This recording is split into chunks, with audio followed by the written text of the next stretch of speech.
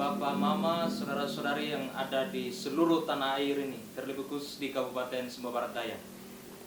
Pada kesempatan ini kita akan bincang-bincang sedikit tentang potensi wisata Kabupaten Sumba Barat Daya, di mana beberapa bulan terakhir baru di-launching desa wisata oleh Asi Dewi.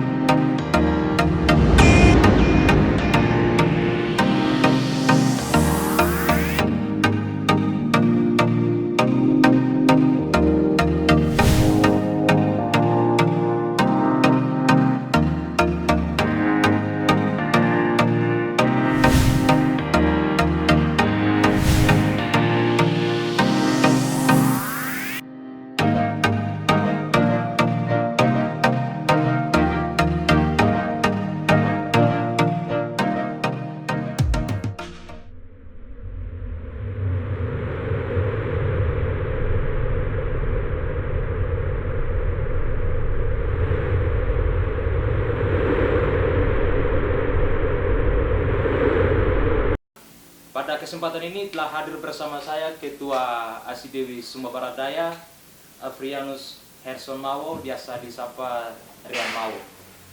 Karian ini juga selaku Ketua BUMDes di salah satu desa Kecamatan Meja Timur, yaitu Desa Tematana. Beliau sangat bermimpi mengembangkan potensi air Wekalosawa untuk menjadi salah satu aset desa untuk membangun desa sehingga menciptakan rakyat yang sejahtera dan makmur.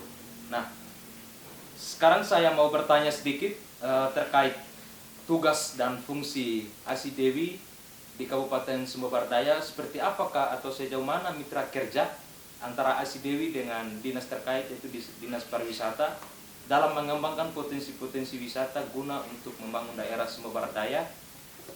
Di situ juga tidak lari jauh dari program atau visi-misi Bupati Sumba Barat Daya, yaitu desa wisata salah satunya. Kira-kira seperti apa tugas Asi Dewi, Kak Arya? Oke, ya, baik. Terima kasih, Bung Rian. Ya, berbicara mengenai Asi Dewi, memang Asi Dewi ini lahir itu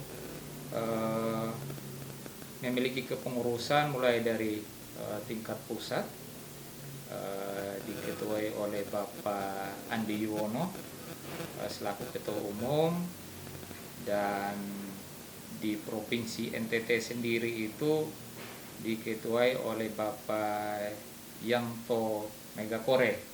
Nah, dan di SPD Bapak Bupati meng-SK-kan 24 desa.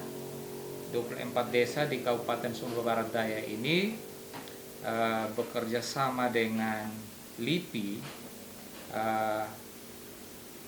untuk melihat, mengkaji desa-desa yang punya potensi.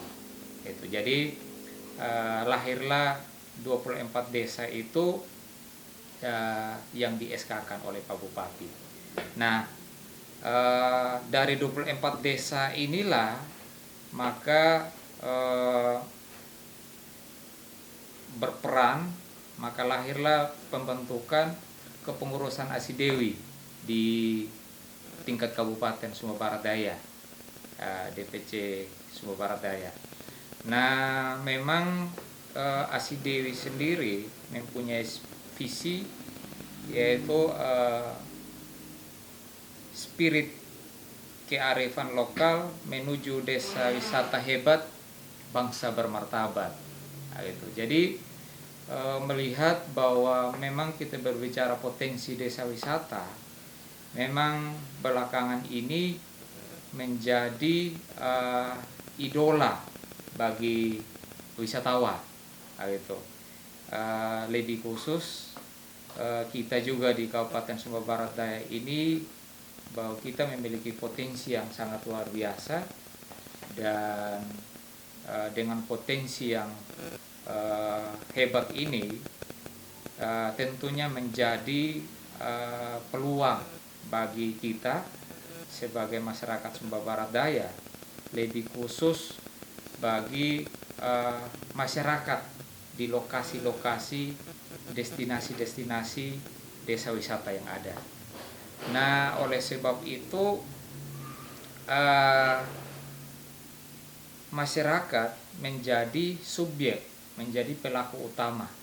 Bagaimana melihat peluang ini, bagaimana melihat potensi-potensi desa wisata ini menjadi sesuatu peluang yang akhirnya bisa berdampak pada peningkatan ekonomi bagi masyarakat-masyarakat yang ada di lokasi-lokasi destinasi wisata.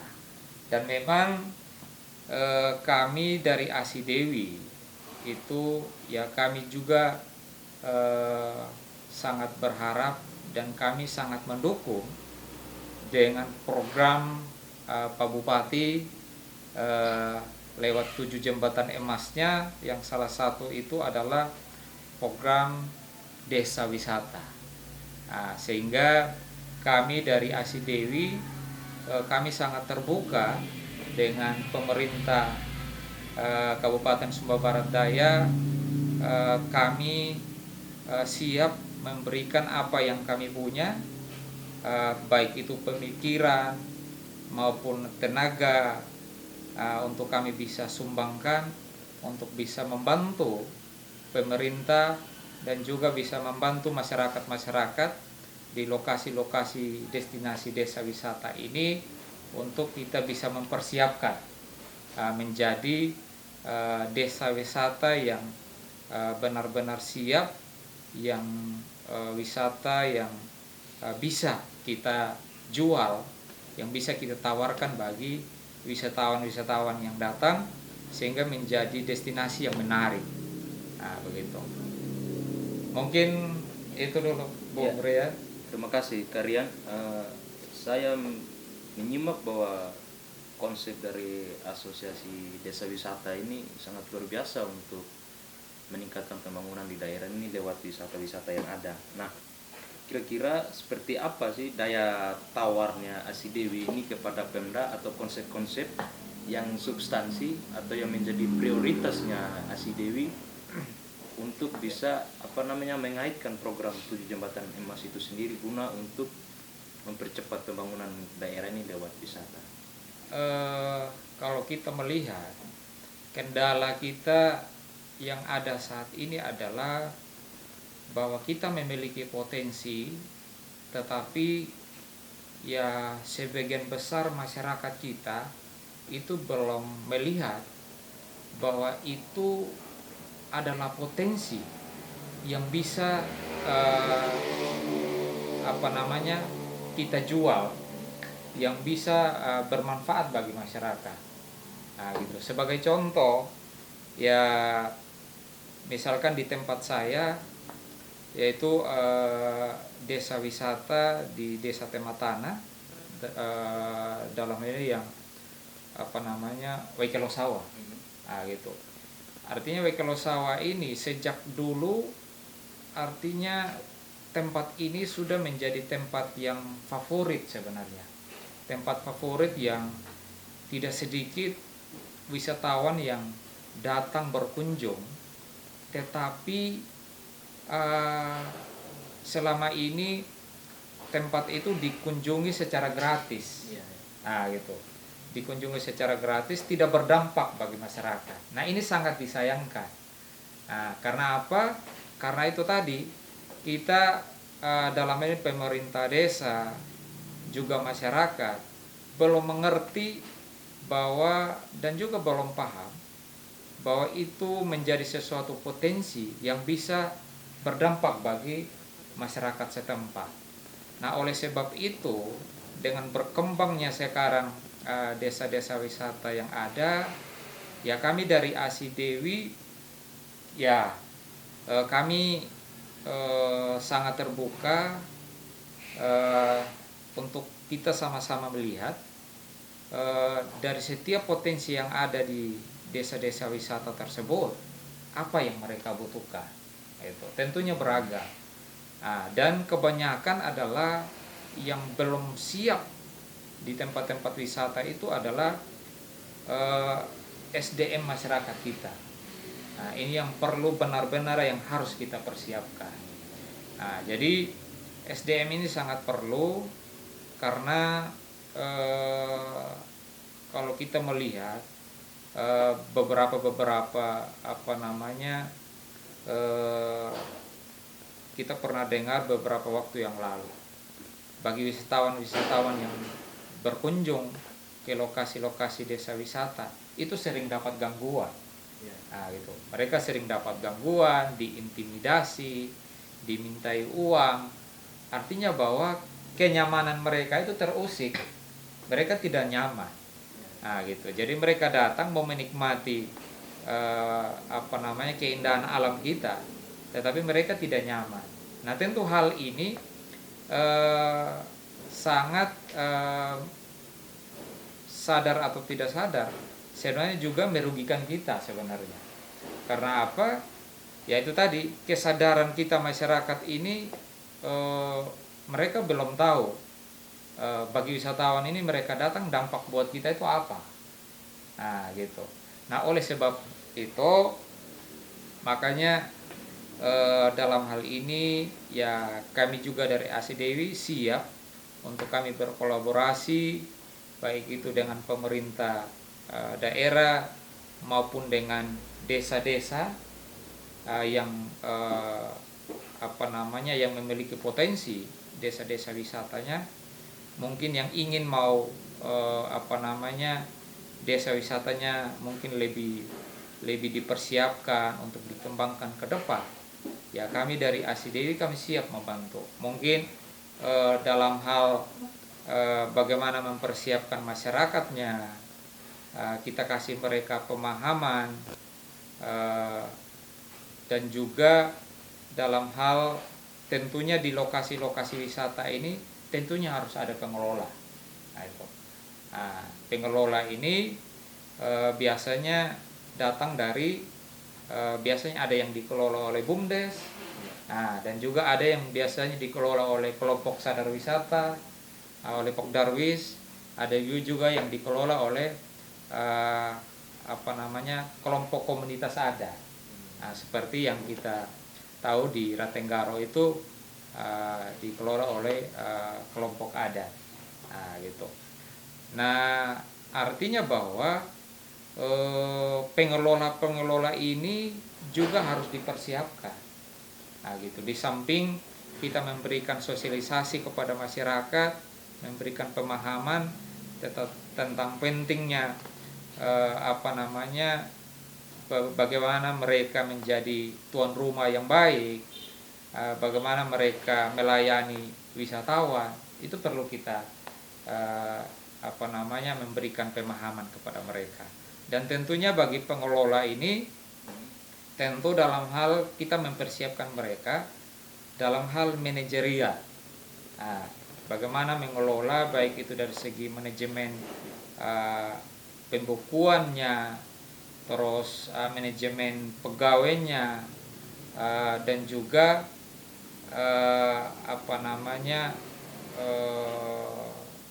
manajemen keuangannya. Nah, itu semua kita harus persiapkan sehingga ketika itu semua jelas dan juga legalitas, tentunya itu sangat penting, baik itu perdes yang mengatur tentang retribusi dan segala macam, ADART itu perlu, legalitas itu penting.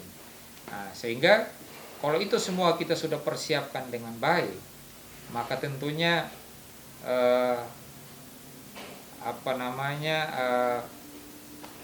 destinasi-destinasi wisata yang ada itu tentu akan berdampak bagi masyarakat. Nah, tentunya ya kalau kita mulai dampak itu banyak sebenarnya. Dengan begitu banyaknya wisatawan yang ada, yang datang ke lokasi wisata, selain bahwa kita bisa menarik retribusi dan juga masyarakat di sekitar lokasi wisata itu akan bisa menawarkan produk-produk lokal mereka. Nah, dan itu sangat berdampak bagi perekonomian masyarakat.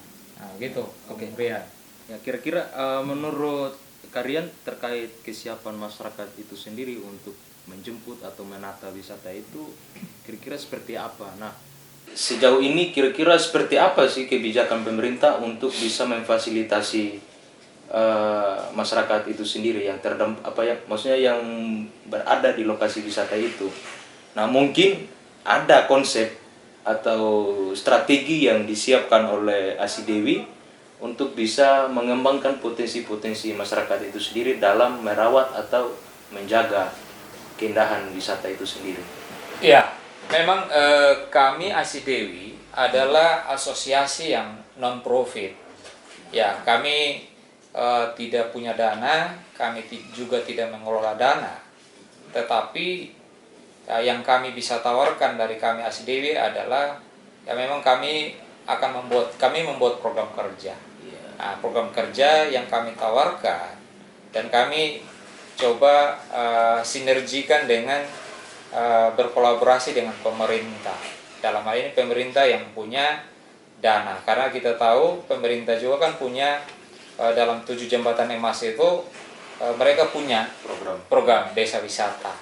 Nah, itu yang kami harapkan. Nah, apa langkah konkret dari pemerintah lewat desa wisata itu, sehingga kita tahu bahwa pemerintah ini juga banyak sekali tentunya hal-hal yang mereka kerjakan yang menurut saya bisa jadi tidak fokus begitu.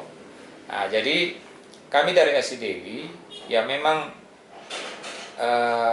gambaran program kerja kami adalah yaitu bagaimana kita tentunya proses awal yang harus kita lakukan itu bagaimana kita melihat potensi yang ada itu, karena kita ini sudah mengerucut sebenarnya, sudah ada 24 desa, kita sudah tahu potensi-potensinya. Nah, tentu lewat potensi ini langkah selanjutnya yang harus kita lakukan adalah tentunya menurut saya kita sosialisasi dulu ke masyarakat. Nah, kita sosialisasi lewat pemerintah desa, kita melakukan sosialisasi bersama masyarakat. Lebih khusus masyarakat yang ada di lokasi wisata itu kita memberi pemahaman, melakukan sosialisasi sadar wisata, gitu. Jadi ketika itu kita sudah lakukan, baru tentunya dari potensi-potensi itu, baru kita bisa melakukan program kerja. Gitu. Program kerja apa yang desa itu bisa lakukan ke depan. Nah, tentu langkah yang harus kita lakukan juga setelah sosialisasi itu adalah kita mempersiapkan pengelolanya. Nah, itu pengelola tadi. Jadi kalau kita sudah mempersiapkan pengelola, kita menyusun legalitasnya. Nah, gitu. Ya, karena ini dikelola oleh desa, ya bisa didorong lewat perdes. Nah, gitu. Setelah perdes itu sudah terbentuk dan juga ADART yang mengatur tentang segala kepengurusan pengelola itu, ya setelah itu baru kita bisa melangkah lagi ke rencana-rencana berikut. Nah, tentunya kan kita tidak bisa langsung launching, ya toh? Nah, kita tidak bisa langsung launching. Tentunya banyak persiapan yang harus kita buat. Mungkin ya untuk kita bisa launching sampai langsung kita tarik retribusi, tentu juga tidak harus secepat itu. Tetapi kita harus melihat mungkin apa yang perlu kita persiapkan di sana. Mungkin tempat parkirnya itu juga kan kita harus lihat bagi kenyamanan pengunjung. Mungkin toilet di sana ada atau tidak, itu juga kan fasilitas-fasilitas penunjang. Jadi parkir sama toilet itu hal yang sangat wajib sebenarnya, harus ada di lokasi wisata minimal. Sehingga kalau itu sudah ada, tempat parkirnya nyaman, ada toilet, dan pengelola bisa menjamin kenyamanan pengunjung, menurut saya itu sudah bisa jalan. Nah gitu, kita sudah bisa jalan sambil pemerintah desa bersama pengelola, karena kita di desa ini punya dana yang besar lewat dana desa. Jadi mungkin ada fasilitas-fasilitas penunjang lain yang mungkin kita perlu bangun lagi yang bisa lebih menjual bagi wisatawan. Nah, begitu. Ya, oke. Terima kasih Kak. Ya. Terkait dengan desa wisata ini kan beberapa bulan yang lalu, atau kalau saya tidak lupa ingat itu di tahun 2020 itu terjadi launching aplikasi. Nah, kira-kira apa sih manfaat dari aplikasi itu sehingga mungkin lewat momen ini publik bisa mengakses aplikasi itu untuk bisa melihat atau bagaimana sih manfaat dari aplikasi itu? Iya, terkait dengan aplikasi itu adalah media untuk kita mempromosikan pariwisata kita, gitu. Jadi memang yang lalu launching aplikasi Live-in di Ratenggaro ini itu kolaborasi antara Live-in dan Asidewi Pusat. Nah, jadi memang arahnya adalah bahwa desa-desa wisata yang sudah siap ini untuk dipromosikan itu nanti akan bekerja sama dengan Live-in. Jadi itu akan dipromosikan lewat aplikasi itu. Gitu. Terakhir Kak, sebelum kita mengakhiri ini, kira-kira apa yang menjadi harapan Kakak sebagai Ketua Asidewi di Sumber Daya ini untuk bisa menyukseskan salah satu program 7 Jembatan Emas pemerintah ini, yaitu desa wisata? Ya, baik. Terkait dengan kami dari Asidewi sangat mengharapkan, karena dalam hal ini pemerintah juga punya terkait dengan program 7 Jembatan Emas itu dan salah satu desa wisata. Di sini saya belum melihat bahwa ada langkah konkret yang dilakukan oleh pemerintah terkait dengan untuk mensukseskan desa wisata. Nah, oleh sebab itu harapan kami sebagai Asidewi, ya mungkin ada langkah konkret yang lebih konkret untuk bentuk langkah yang dilakukan oleh pemerintah untuk bisa meluncing desa wisata itu tadi. Sebagai contoh, di Kabupaten Wonosobo, ya mereka juga berbicara tentang desa wisata. Mereka itu pemerintah daerah, mereka menyusun peraturan bupati. Dalam hal ini pemerintah mensupport dana lewat APBD. Satu desa itu 200 juta. Tetapi dalam perbuk itu ketika pemerintah mensupport 200 juta untuk satu desa, wajib juga desa yang bersangkutan harus mensering dana juga 200 juta. Sehingga desa itu mengelola dana 400 juta untuk benar-benar mempersiapkan desa itu gitu, sehingga dia bisa launching menjadi desa wisata yang dikenal oleh banyak orang dan juga bisa berdampak bagi masyarakat di lokasi wisata itu sendiri. Gitu. Jadi kami sangat berharap ada langkah yang lebih konkret dari pemerintah. Ya memang kita tahu sekarang ini dalam masa-masa pandemi, jadi dana itu hampir semua terserap untuk penanganan COVID. Tetapi kami berharap ya mungkin pemerintah juga harus berpikir ketika sudah harus ada program yang mereka buat, salah satu tadi desa wisata, tentunya harus ada langkah yang harus dilakukan oleh pemerintah. Nah, gitu. Mungkin itu, Bung Ria. Ya. Oke, terima kasih Kak Rian, Ketua DPC Asidewi Sumber Daya, di mana sudah menyampaikan banyak hal tentang pembangunan kabupaten ini lewat wisata-wisata yang ada di Kabupaten Sumber Daya. Sedikit saya menyampaikan bahwa semoga di Kabupaten Sumber Daya ini lewat pemerintah kabupaten segera melakukan pembuatan perbuk untuk bisa menjadi salah satu regulasi yang mengatur dalam mengembangkan potensi-potensi yang ada. Nah, semoga kerjasama dari berbagai mitra ataupun elemen-elemen masyarakat tetap dijaga sehingga daerah ini segera berkembang dan menuju salah satu daerah percontohan, bahkan menjadi kabupaten berwisata yang berskala nasional. Mungkin seperti itu. Terima kasih untuk kesempatannya Karian. Semoga nanti baik. ada. Terima kasih. Ya. Semoga ada kesempatan lain untuk kita bincang-bincang tentang potensi-potensi wisata yang ada. Sampai jumpa. Salam.